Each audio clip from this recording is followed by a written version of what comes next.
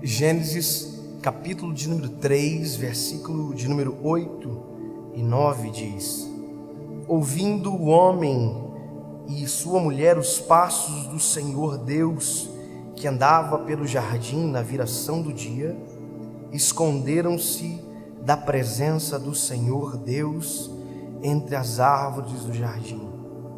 Mas o Senhor Deus chamou o homem, perguntando: aonde está você? A Bíblia, nesse início em Gênesis, ela nos revela uma faceta de Deus que, para mim, é extraordinário. Porque quando nós falamos de intimidade, obviamente intimidade é Deus se relacionando com o homem e o homem se relacionando com Deus. Só que para pensar o seguinte, que quando Deus se relaciona com o homem, não tem nada novo no homem que Deus não saiba, porque nada está oculto aos olhos do Senhor. Portanto, o privilégio de o homem se relacionar com Deus é nós conhecermos algo que não está acessível a nós.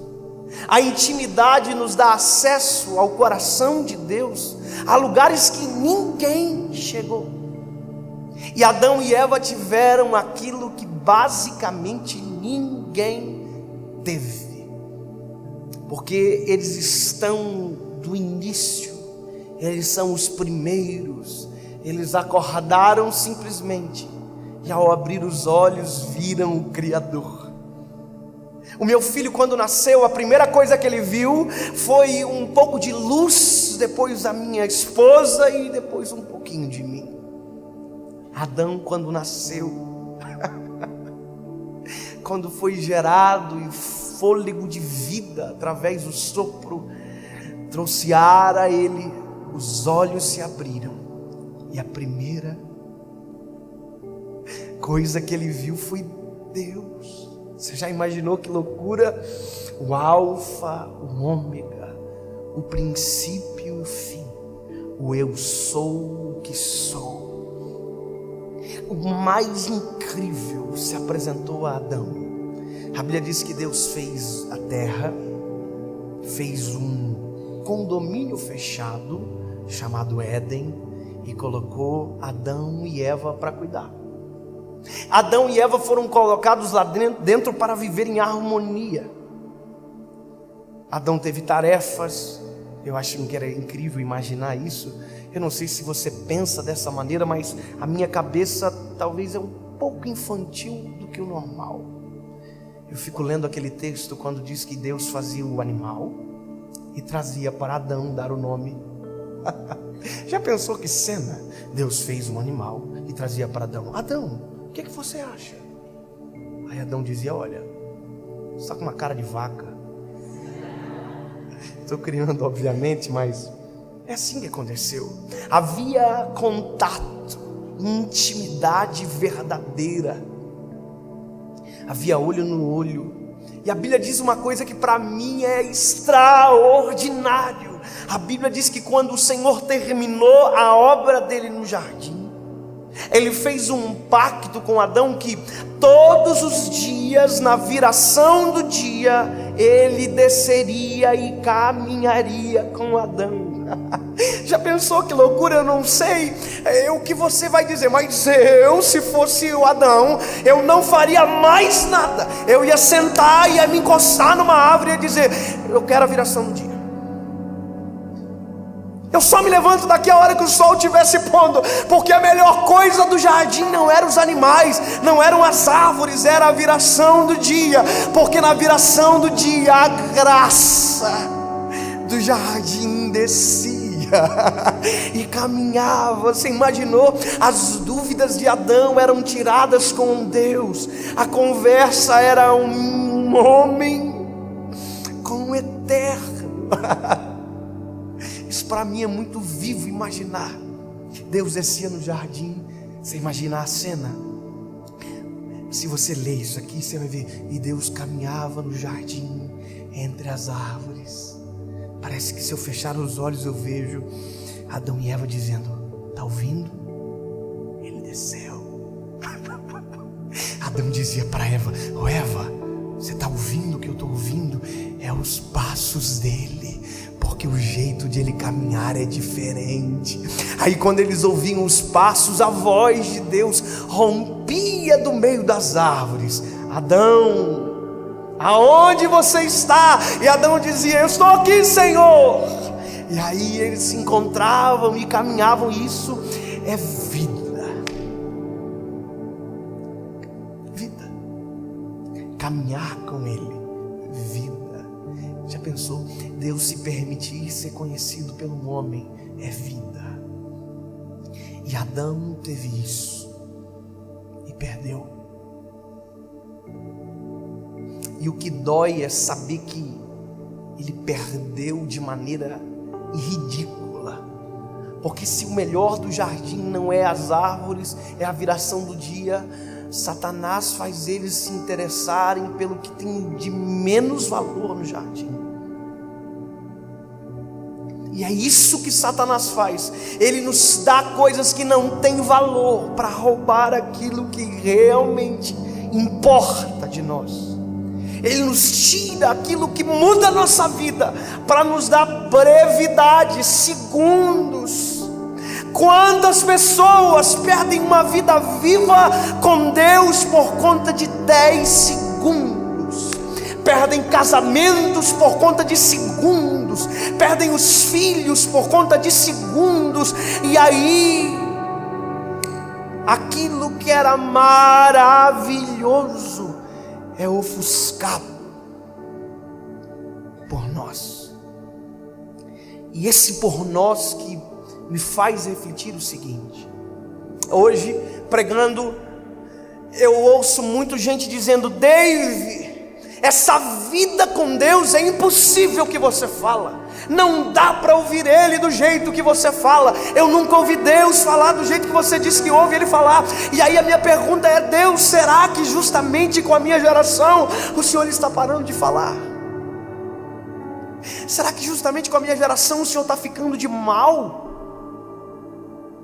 Será que justamente agora, comigo vivendo os melhores dias da minha vida, podendo pregar e falar de Ti em todos os lugares, as pessoas estão parando de ouvir? Minha pergunta é: será que Deus está de mal com a gente? Porque tanta gente reclamando. Tem gente que diz: ai pastor, o céu é de bronze, eu oro e Deus não me responde, não me ouve. Será? E aqui no Éden há uma resposta. Quando Adão e Eva pecam, uma barreira chamada pecado se estabelece entre eles e Deus. Mas mesmo assim, na viração do dia, como todos os dias, Ele desceu. Ele entrou no jardim, Ele caminhou entre as árvores. Só que agora não havia uma expectativa, havia um medo. Havia a gente escondida. Mas Deus não parou de descer. Deus não parou de falar. Adão e Eva, que não queriam mais ouvir. Quando eles ouvem os passos pela primeira vez, eles não correm ao encontro, eles correm para longe. Quando eles ouvem a voz, é a primeira vez que eles não dizem Senhor, mas eles dizem Deus.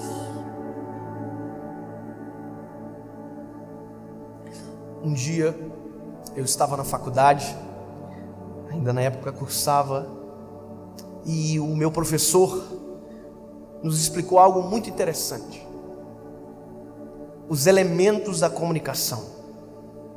E isso para mim foi muito interessante, porque como pregador, às vezes a gente pega aquele conteúdo e já para nós já vira uma pregação. Mas naquele dia Deus terminou essa mensagem. Deus completou no meu coração a resposta para a pergunta: será que Deus está de mal. Olha, é mais ou menos isso. Uma comunicação, para ser perfeita, é necessário que alguns pontos sejam respeitados. É preciso ter o emissor, é preciso ter o receptor, é preciso ter a mensagem e é preciso ter o código. O emissor é quem fala. Lógico, logo quem é o emissor nosso é Deus. E o emissor então fala, e pela palavra a gente entende que ele não para de falar. Segundo, nós somos os receptores, quem recebe. Emissor, receptor, mensagem. Mensagem é o conteúdo da conversa. E deixa eu te dizer, você pode até não gostar, mas Deus não fala senão pela palavra. Deus pode até usar um profeta, mas se o profeta não falar pela palavra, pode ter certeza que não foi Deus que falou com você, porque a Bíblia diz que Ele vela para cumprir a sua palavra. O nosso problema é que nós queremos ouvir a voz de Deus, mas muitas das vezes nós não queremos a opinião de Deus na voz. Quando eu era líder de jovens, os jovens iam perguntar para mim: pastor, é pecado namorar com gente que não serve a Jesus e tal? Aí eu dizia: você quer o que eu falo? Não, eu queria saber o que o senhor acha. Não, eu queria saber o que eu acho ou o que Deus pensa. Não, o que Deus pensa. Aí eu abri a Bíblia. Não vos prendais a um jugo desigual. Aí a pessoa: carnal. Sabe o que é isso? Nós não queremos a verdade. O que nós queremos, na verdade, é o reflexo nosso na voz de Deus. Tanto é que muita gente diz: Deus, eu quero que o Senhor me responda. E quando o Senhor diz não, você diz: por que o Senhor não me responde? Então, se nós temos o emissor, o receptor e a mensagem, fica mais fácil. Só que tem uma outra coisa, chamada código. Código é o idioma. E o idioma que nós estamos conversando aqui agora é língua portuguesa. Todo mundo está entendendo. E sabe, um dia, isso aqui para mim foi muito claro. Foi um pastor na minha casa, pastor dos Estados Unidos, pastor Sente, falava só inglês. E a minha mãe, talvez é igual a sua mãe. A minha mãe é aquela mulher assim que ela limpa a casa 6 meses. Alguém chega lá em casa, ela diz: olha, não repara, tá meio bagunçado. Minha mãe, quando alguém senta para comer, ela encara. E ela pergunta: você gostou? E se você dizer que sim, ela coloca mais. Na cabeça da minha mãe, se você não comer e repetir, você não gostou. Só que naquele dia um problema se instalou na minha casa. O pastor não falava português e a minha mãe fala português. Muito português. Ele chegou tomando café, minha mãe chegou: oi pastor, o senhor quer mais café?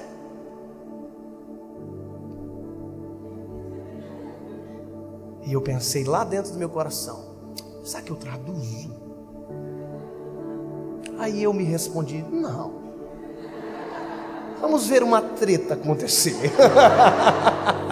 A minha mãe saiu e quando ela voltou, ela disse: pastor, o senhor quer mais café? Porque na cabeça dela falar português alto virava inglês.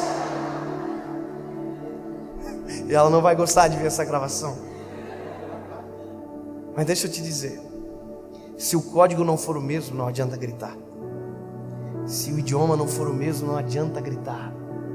E Deus fala através do mesmo idioma, de Gênesis a Apocalipse. Se Deus gritar e for no idioma dele, porque ele não muda, e você não entender, não adianta. E o idioma de Deus ainda é o mesmo: santidade. Você pode até não gostar, mas ele não vai mudar o idioma, porque a gente não gosta. Ele fala do mesmo jeitinho desde o princípio. Santidade. E a última coisa, que faz parte dos elementos da comunicação, é ruído. Ruído é o que atrapalha a comunicação.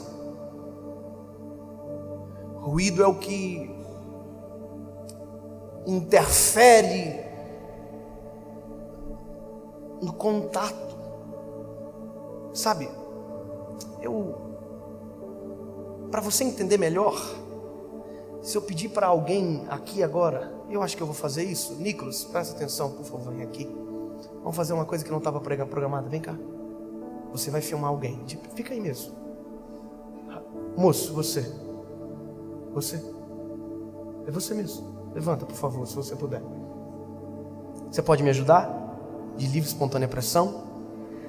Vai lá atrás, por favor. Que o Nicolas vai filmar você. Lá atrás. Isso. Olha para mim. Você está me ouvindo?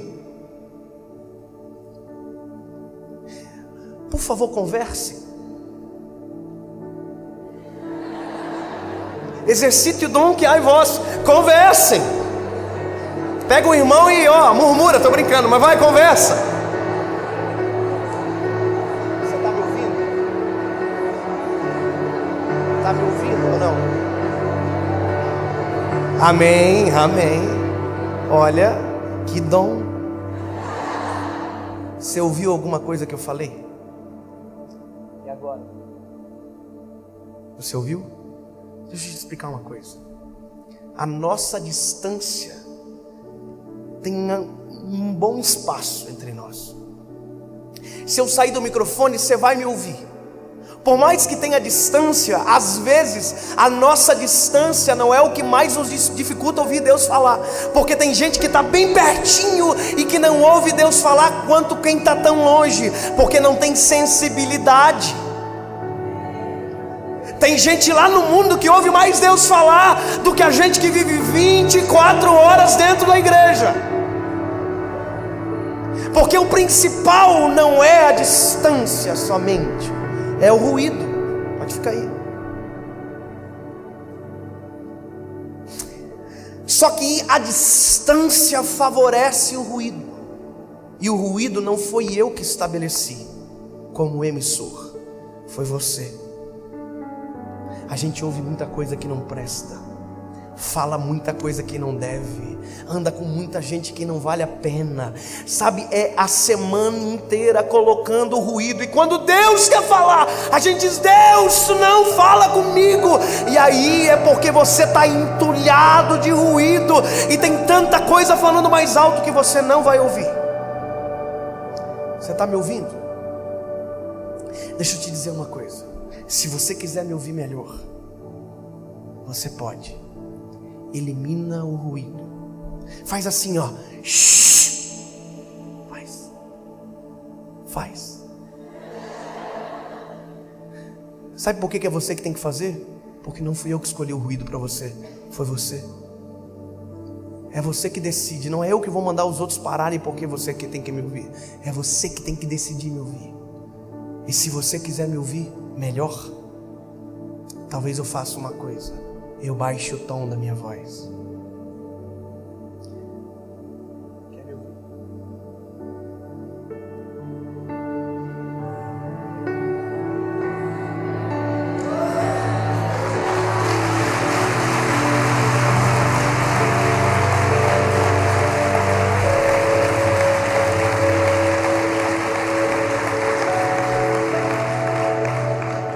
Para de reclamar.